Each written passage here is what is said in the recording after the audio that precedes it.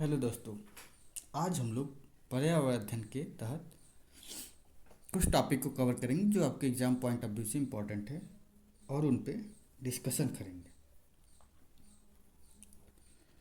किसी राज्य के राज्यपाल नियुक्त होने के लिए आयु क्या होनी चाहिए? तो किसी भी राज्य के राज्यपाल नियुक्त होने के लिए आपको कम से कम 35 वर्ष आयु होना चाहिए, 35 ईयर्स। अब राज्यपाल से जुड़ी कुछ और इन्फॉर्मेशन को हम देख लेते हैं जो आपके एग्जाम पॉइंट ऑफ व्यू से इम्पॉर्टेंट है और आपके एग्जाम में आ सकता है। राज्यपाल जो राज्य के लिए बनता है, राज्य के लिए नियुक्त किया जाता है, एलिजिबिलिटी उसको क्या रखना पड़ता है राज्यपाल बनने के लिए? पहले तो वह भारत का नागरिक हो, 35 वर्ष कम से कम उसकी आयु हो, और नेक्स्ट संसद के किसी भी सदन मतलब लोकसभा और राज्यसभा का सदस्य या राज्य विधायिका का सदस्य न हो।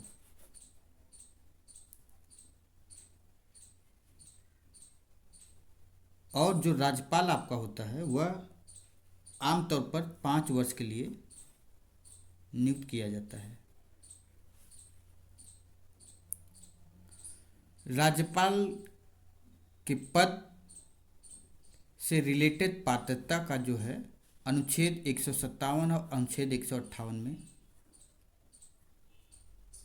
बताया गया है।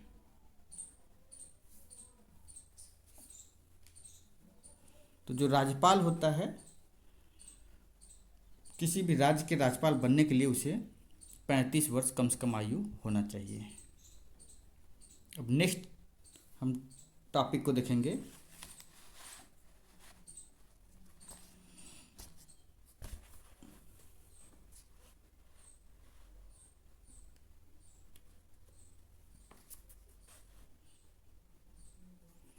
नेक्स्ट टॉपिक हमारा ये है कि जो भारत में आपातकाल हैं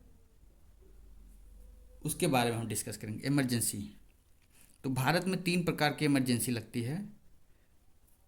एक 352 अनुच्छेद आर्टिकल 352 में है, जिसे आप राष्ट्रीय आपातकाल या नेशनल इमरजेंसी बोलते हैं। नेशनल इमरजेंसी या राष्ट्रीय आपातकाल बोला जाता है। अगला आपका है अनुच्छेद 356 या आर्टिकल 356,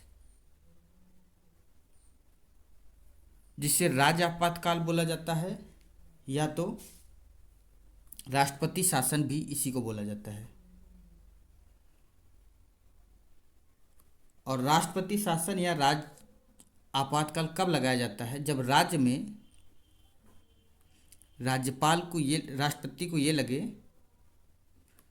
कि राज्य में संवैधानिक मशीनरी सही से काम न कर रहा हो। जो राज्य सरकार है वह राज्य में संवैधानिक रूप से सही से कार्यवाहक न कर पा रहा हो, तो वहाँ पे राज्यपाल से डिस्कस करके राष्ट्रपति शासन लगाया जाता है। सबसे पहले 1951 में पंजाब राज्य में राज्य आपातकाल या राष्ट्रपति शासन लगाया गया था। और यूपी में सबसे ज़्यादा अब तक 10 बार राज्य आपातकाल या राष्ट्रपति शासन लग चुका है, 10 टाइम्स। अगला आपका है अनुच्छेद 360,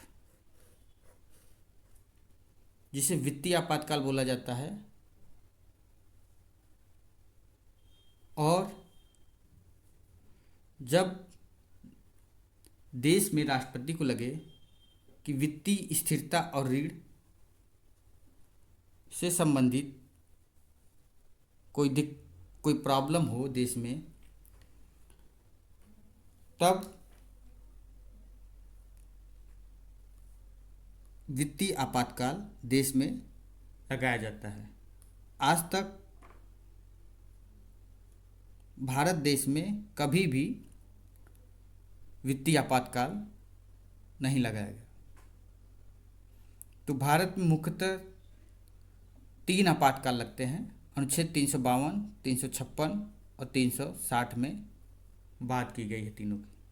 352 जिसे राष्ट्रीय आपातकाल नेशनल इमरजेंसी बोला जाता है। 356 जो राष्ट्रपति शासन जिसे बोला जाता है या राज आपातकाल। और 360 वित्तीय आपातकाल। नेशनल इमरजेंसी 3 बार अब तक लग चुका है और राष्ट्रपति शासन कई बहुत बार लग चुका है और यूपी में 10 बार अब तक लग चुका है और सबसे पहले पंजाब में लगा था। और वित्तीय आपातकाल अब तक कभी भी नहीं लगाया गया।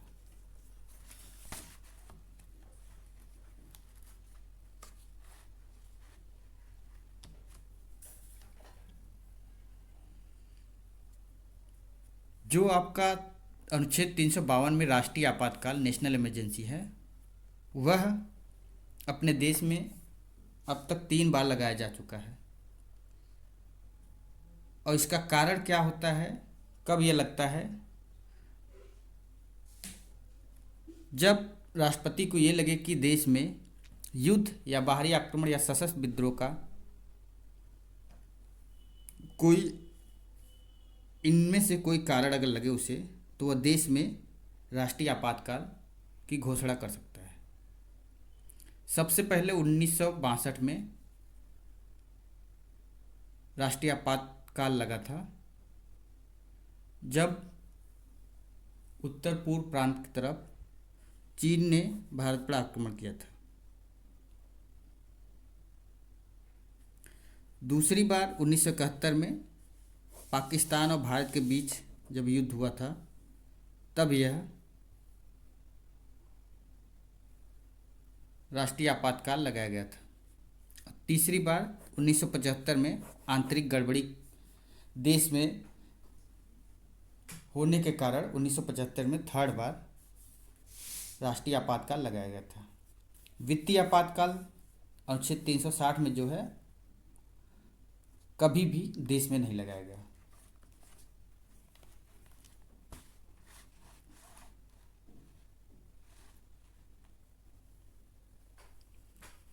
अब हम एशिया महाद्वीप के बारे में डिस्कस करेंगे।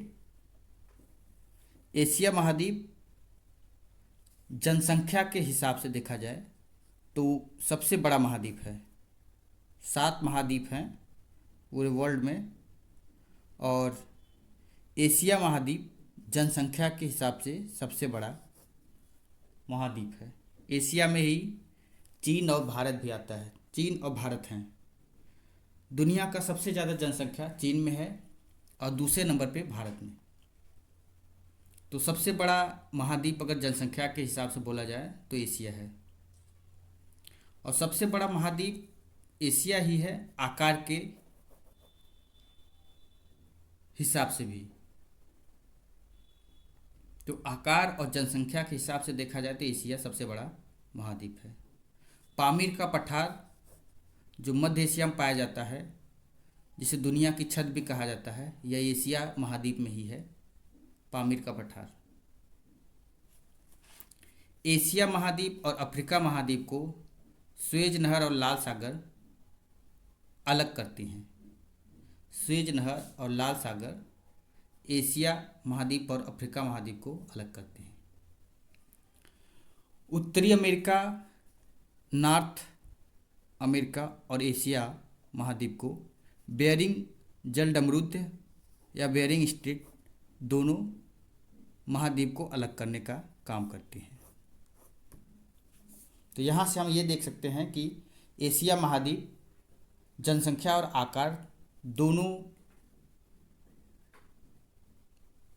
प्रकार से सबसे बड़ा महाद्वीप है। पामीर का पठार एशिया महाद्वीप में ही पाया जाता है, जिसे दुनिया की छत भी बोला जाता है। एशिया महाद्वीप और अफ्रीका दोनों को स्वेज नहर और लाल सागर अलग करती हैं। इसी प्रकार उत्तरी अमेरिका और एशिया को बेरिंग जलडमरूद्ध अलग करता है।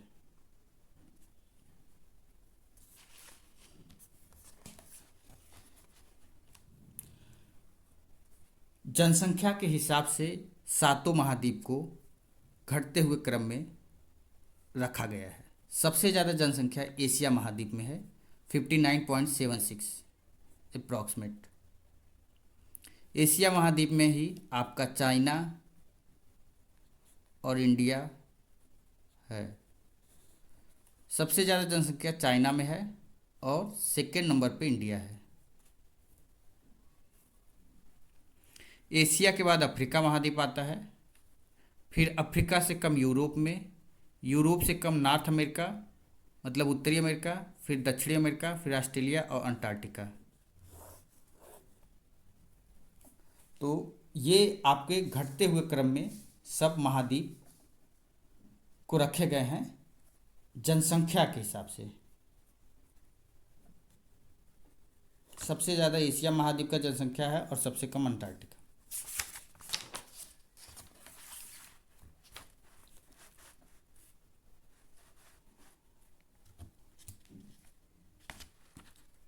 कुछ चीज़ें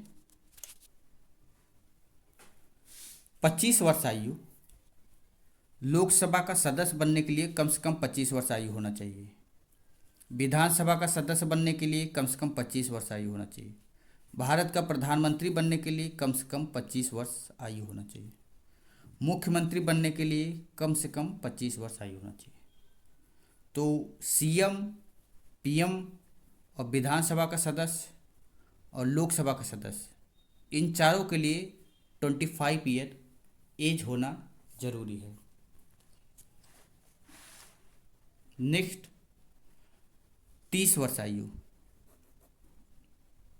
राज्यसभा का सदस्य बनने के लिए कम से कम 30 वर्ष आयु होना चाहिए। विधान परिषद का सदस्य बनने के लिए कम से कम 30 वर्ष आयु होना चाहिए। तो राज्यसभा का सदस्य और विधान परिषद का सदस्य बनने के लिए 30 वर्ष आयु होना जरूरी है।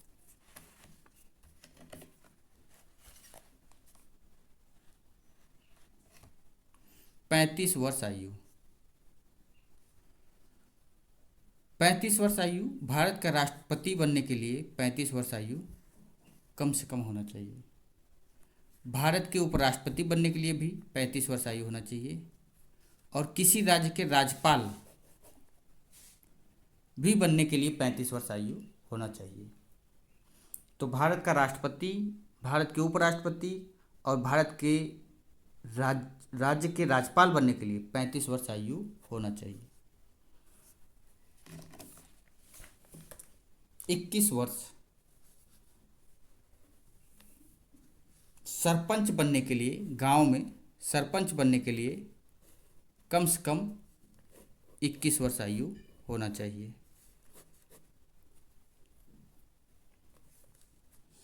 आज के लिए बस। अब हम नेक्स्ट क्लास में मिलेंगे और कुछ टॉपिक पे डिस्कस करेंगे जो आपके एग्ज़ाम के पॉइंट ऑफ व्यू से बहुत इम्पॉर्टेंट हो। Thank you.